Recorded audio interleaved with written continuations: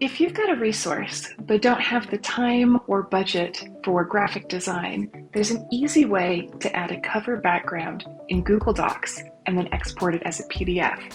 So on your cover page, on your very first page, you want to double click at the top. So you open up this header section.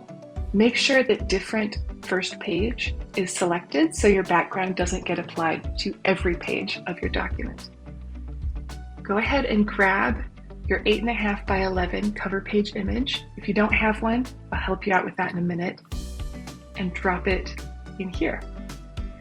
Now, this isn't exactly the look we're going for. We want it to fill the whole background. So the first thing to get there is to click this Behind Text button and then set it from Move with Text to Fix Position on Page. Then go up to Image Options, set the size, so you want this 8.5 by 11. Don't worry if these numbers are slightly off, just make sure that it's at least 8.5 by 11. And then we want it positioned so it fills the whole page.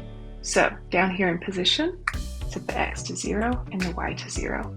Now you can click out of it and work on your text. So I'm just going to change our title text to white so it shows up. Let's take a look. To export, you'd come up to File, Download, PDF Document to save the whole thing as a PDF. And you'll notice that subsequent pages retain their original formatting. Now, an easy way to create a cover page background is to create a slide document. And the first thing here is we need to change the page setup from widescreen to custom. You can either enter your inches here, so 8.5 by 11 inches, or what I recommend is you set it in pixels to have a higher resolution for your image. So at 300 dots per inch or pixels per inch, we're going to set 2,550 pixels wide by 3,300 pixels tall. There's our background size document. Just going to come up here.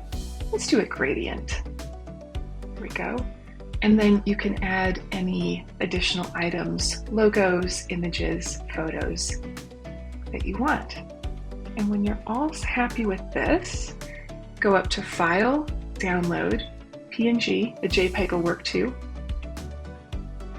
And then we do the exact same process. So I'm going to get rid of this.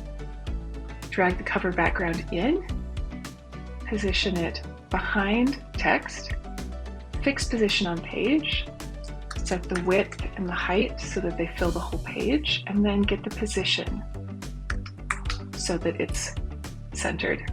And there you go. From here, you can just download PDF, and there you have it. I hope you find this useful.